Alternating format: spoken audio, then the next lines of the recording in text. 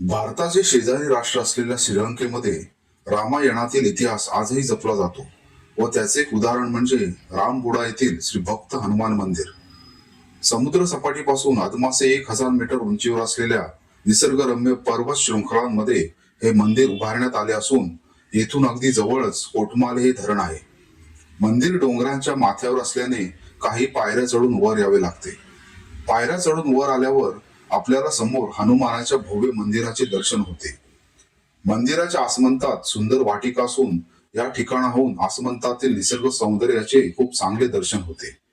मंदिरात प्रवेश केल्यावर अंतर्भाग आणि त्यातील आकर्षक सजावट पाहून मन प्रसन्न होते आणि अगदी समोर आपल्याला दिसून येते श्री हनुमानाची भव्य भक्त मुद्रेतील मूर्ती. मंदिराच्या अंतर्भागात काही देवळे असून त्यामध्ये श्रीराम, सीता व इतर देवतांच्या मूर्ती आहेत.